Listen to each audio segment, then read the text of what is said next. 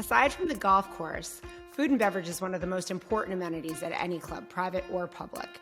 And as you know, food is close to my heart, so I'm very excited for today's guest. We're going to be talking about what goes on in the kitchen here on The Business of Golf. Stay tuned.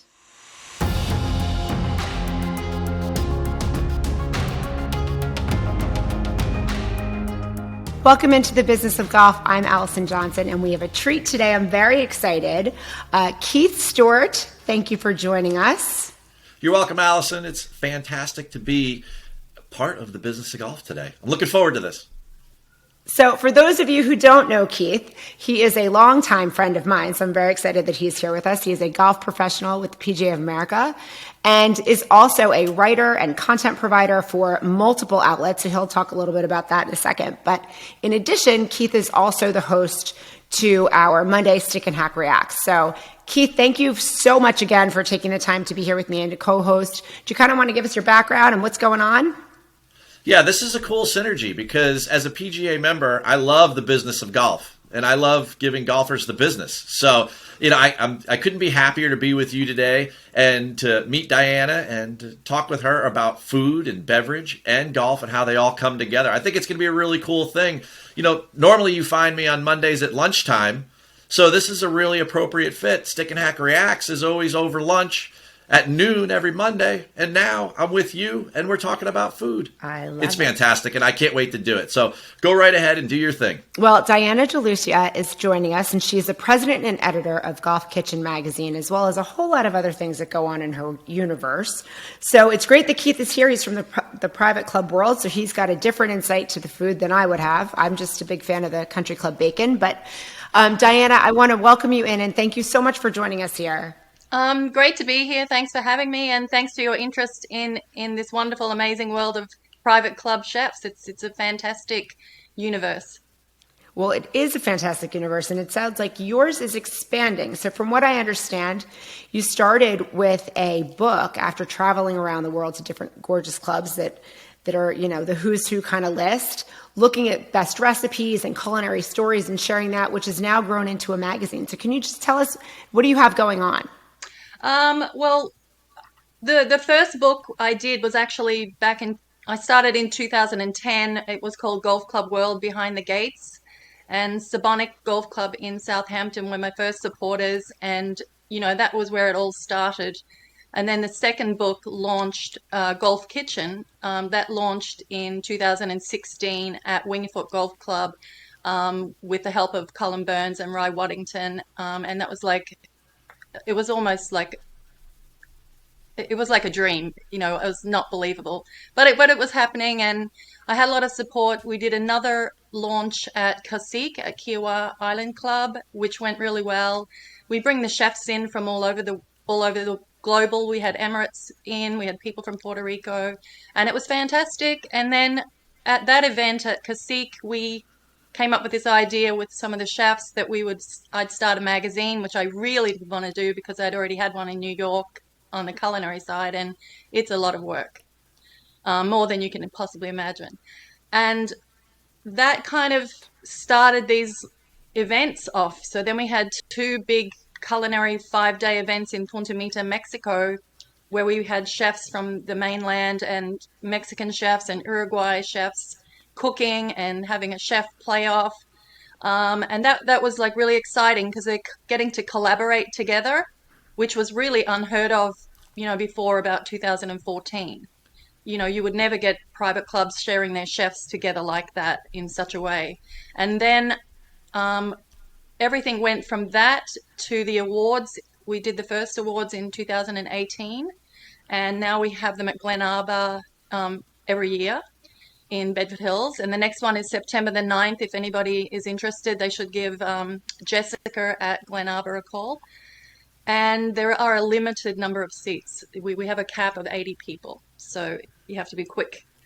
And then during COVID, what was really interesting is when COVID hit, I was devastated. I thought life was going to end like everyone else did, but we had this idea to have a certification of culinary excellence within the private golf and country club space. And that was years ago, but the timing wasn't right. and nobody had any time to assist because I can't write culinary programs because I'm not, certified to do that. So I had this idea that everybody's sitting at home, we can actually do this as a collective and get it off the ground. So I had about 10 GMs and executive chefs assist in writing up an entire certification program, and we have our first 9 or 10 clubs, and they've been rolling out for the last couple of weeks if you've noticed. And that's kind of now we're looking at wine and how we can incorporate wine into our awards. We're adding a wine list award to the awards this year, and then who knows where that's going to go. I'm excited too because I spoke to the Wentworth Club in the UK a couple days ago, so we'll be doing a story on them in the next issue as well, which I'm super excited about. Diana, Allison mentioned it in the opening that I am a PGA professional. So I spent a large majority of my life at a club. And it seems so obvious that food and golf get paired together, almost like a great steak and a fantastic wine. But, there aren't a lot of golfkitchens.com, right? How did you make this connection happen? I'm sure there's a fascinating story behind this. Okay. So I used to, after my first book, Golf Club World, after that was about 2013 that was released. It takes years to make these big coffee table books because you've got to travel all over the place. Anyway, so I had met this lady, Zenta Thomas, and you might know her. She resides in, I think she's in Bangkok or somewhere like that at the moment. They do golf stuff in Asia all the time, and her husband is a golf course developer, Sam Sikocious, I think his name is. Anyway, Zenta contacted me, and she offered me a column in China in Destination Golf magazine, and it was called Golf Kitchen. But I had always, and that would get translated into Chinese, and it was really cool because we'd have all these, American club chefs, and it'd all be in Chinese writing, and it was Oh, really, wow. really cool.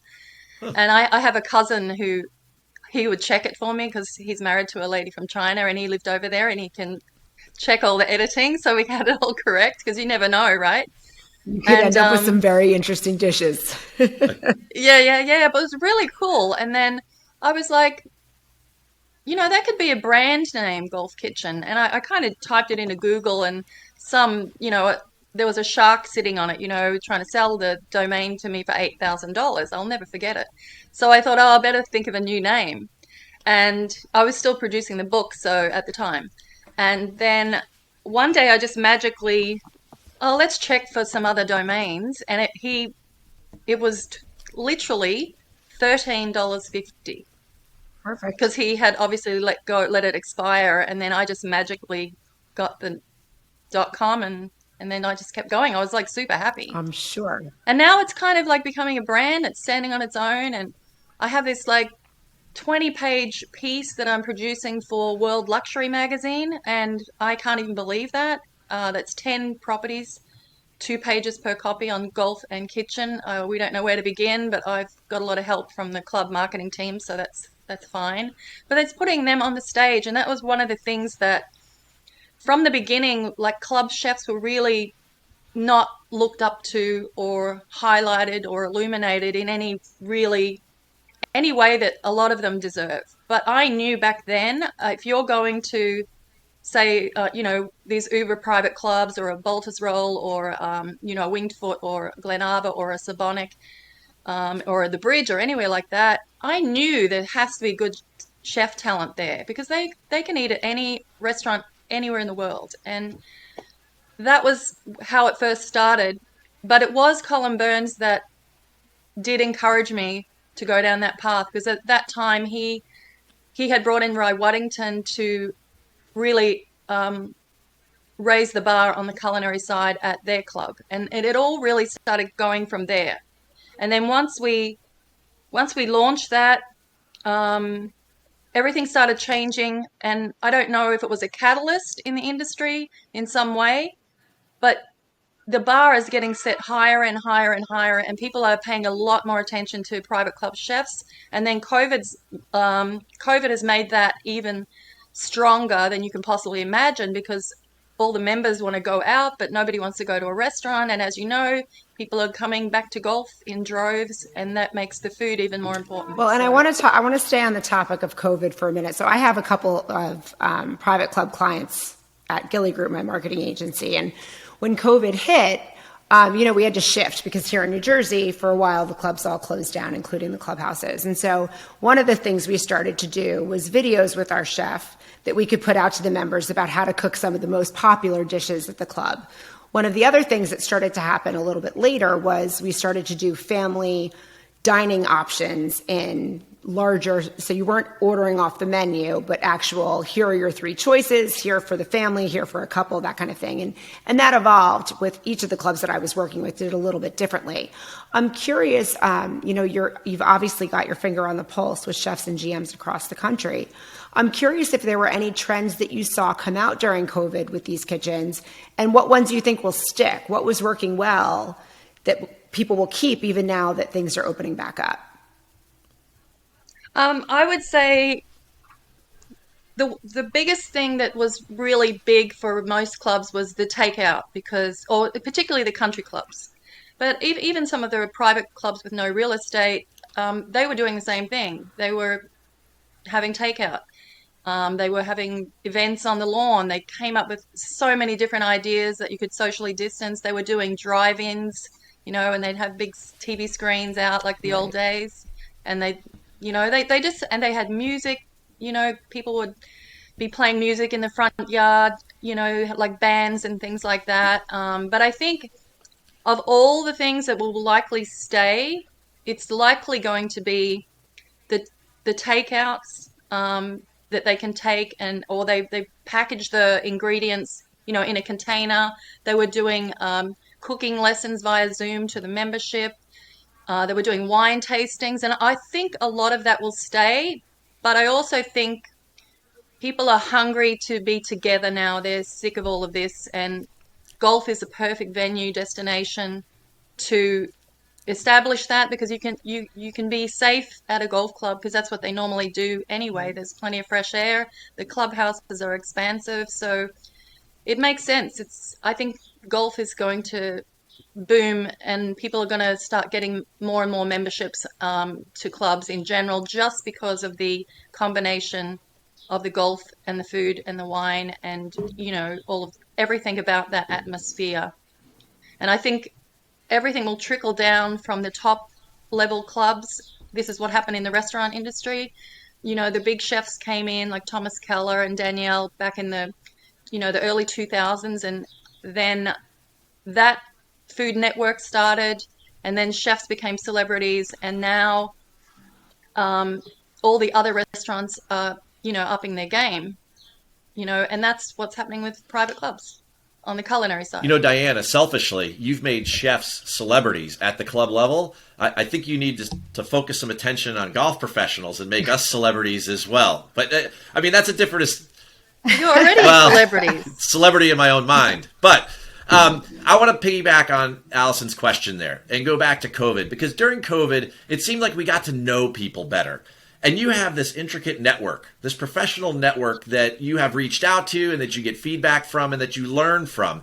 A lot of the listeners of the Business of Golf, this show, they try to pick up things that Allison loves to dig into with her guests. I'd love to learn more about what is it that impresses you the most about the Colin Burnses of the world or the executive chefs of the world? What is it about their creativity and how they bring that to the forefront? Attention to the members, 150% attention to the members. That was one thing I looked at. The difference between, say, let's just take an executive chef at a restaurant to an executive chef at a private club or a country club. At a restaurant, anybody can come and eat, and if they don't like it, they don't go back. And the chef makes whatever he wants to make. That's his menu, his choice, and it's up to him. You go to a private club, you're serving members, and you have to see them every day. They might be eating there 3 or 4 times a week, and you have to be the kind of person that really wants to make a member happy. That has to be in your nature. If you look at someone like Colin Burns, he's spot on.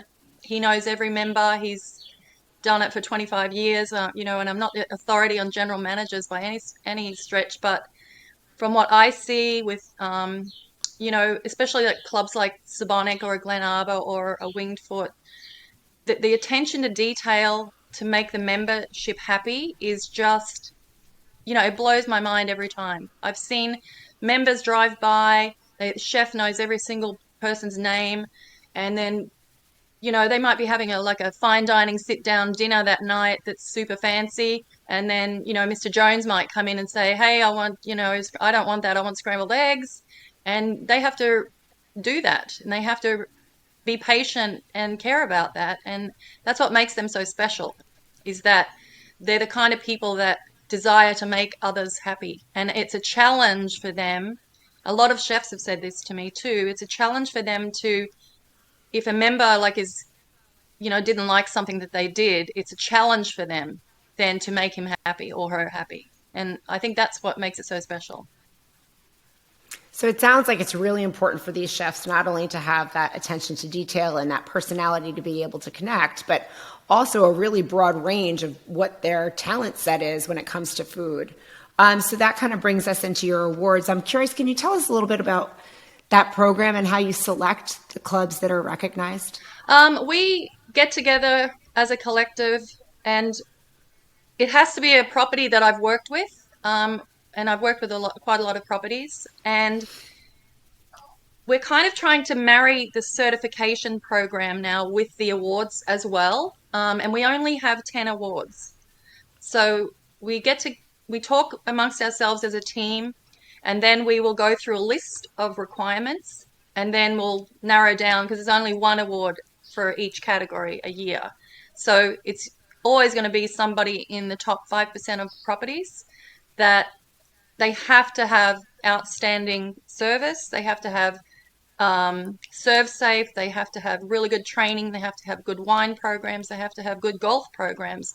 They have to have great front of the house and back of the house skills and everything in between. And by having these awards, the goal is to elevate the industry on the culinary side, on the wine side. And I think that can be a global occurrence. And that's my goal, is to take this across the world when we can, and have these programs all over the world on the culinary side. And I think it's not a dream for me. It's something that's going to happen. I've been talking to a lot of people, and it's an exciting time for golf in general on the culinary side. And I know golf is always going to be the number one thing at a club, but it is still always going to be married to, food and wine. And those three worlds are pretty amazing. I was at the yacht show yesterday at Steel Point, believe it or not, in Bridgeport, which was really exciting for Bridgeport, because I think it's their third show. And I met so many people there that were all interconnected with the golf world as well. So I thought that was really interesting, because I had also thought of Yacht Club Kitchen, and I had bought those domains, but I just don't have the bandwidth to add another. Can't do it all, huh? Not at once? No, but it would be really cool, to have a publication surrounding yacht clubs, kitchens. For sure. I think that would be kind of cool. Well, if you ever need a taste tester, I'll bring Jim Nance's new wine, The Calling, and you bring the food, and I feel like we can have a really great party. Oh, wouldn't that be great? We could bring Gia too. Yes, for sure. She can do all the decor. Exactly right. Yeah, thank you. That was really nicely said. Thank you. Diana, along those lines, entertainment and golf are really starting to come together. And, the pandemic pause is what it is, and it was kind of provided a reset. But in 2021, there are so many ways, and, don't take this the wrong way, but things like Topgolf have really introduced the fact that food and beverage can be enjoyed alongside a golf experience. And I'm just curious, because I know that Allison's built a great following with this podcast. And there's a lot of people like the Colin Burnses of the world that listen to it and they look for new ideas. Are there any new ideas that you are getting from your leaders in the culinary world and that they're doing to try to incorporate more entertainment aspects and crossover and synergy between golf and what's going on at the club? I'm not seeing anything hugely different. at the clubs I'm working with, but I do notice that they're taking the food out on the golf course a lot more. They're improving the quality at the turn, so they're trying to make every part of the experience of the game at a lot of the clubs I work with. They're trying to combine those two worlds even on the golf course itself. And I think that's pretty cool when you see, the mobile pizza ovens, out on the turn or something like that. In Hawaii, I remember Kohan and Iki, not so much during COVID, but that they had so many, spots where people could stop during the game. And I find that is becoming more and more important at a club on a higher level anyway. And I would say for outings too, I've seen a shift in that. So instead of just having the halfway house open, a lot of outings now are putting a lot more effort into having food stations out on the course and really showcasing what the club is capable I noticed of. that. And I mean, look, people like Gia, she has that way about her where if you bring someone like her to an event, she's bringing women to golf as well. But so for our listeners, if you go to check her out at Try with Gia, she does all kinds of food and wine and decor, and she brings it all together. I'm actually doing a story on her. That's why I'm talking about it. I actually take lessons from her too, because she's also a teaching pro. Yeah, she has a specific thing that I think she can develop in a big way, because it brings everything into the golf experience, and she's bringing more and more attention on the women's side, and it in a very feminine way. And I really like what she's doing. I think it's great. Yeah, she's fantastic. Diane, if I could interject something just for a second. I spent most of my professional career at a club, a private facility, and you make light of the fact that, well, it's just kind of a simple idea to bring food to the people. But, that's revolutionary in many ways. So I just want to emphasize that don't think of those little things just because they're in your vertical, that they don't make a big difference, or that you see them from these, revolutionary leaders in the food and beverage industry. There's a lot of listeners out there that don't do those things. And I've learned that as a golf professional running a golf operation. So, you think of these little things as not really a big deal because you see these. Maybe just expected, right? They could be expected, but just because an innovative leader like that, it seems kind of routine to them. There's a lot of listeners that something like that will really spark some inspiration for them. So I appreciate you sharing that. That was really an awesome answer to that question. The whole conversation was. Thank you so much for joining us. This is really it's exciting to start to talk about things outside of tournaments and golf proper, right? And so the lifestyle of golf is really important. And having a kitchen that can't produce at your club is going to be an issue, right? So as a member, if you don't like the food, it's a big problem with your membership. So it's something that's just so important and instrumental that so many people just don't think about. That's correct. So we appreciate your time. Thank you so much for joining us. And tell us your website one more time. It is golfkitchen.com. Perfect. Well, thank you so much, Diana. Thank you. Thanks, Diana.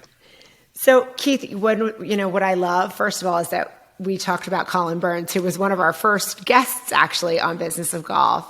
All right. And what was really interesting was he spoke about how important it was to have that attention to detail, but also, I forget exactly how he said it, but something like our members are family and our guests are treated like members. And so really elevating that personal connection, as Diana had said, is so, so important for the chef, but also all the way, through the entire staff of the club. And so that's just something that really comes across. And I think that's what makes golf so special, is those interactions and those connections.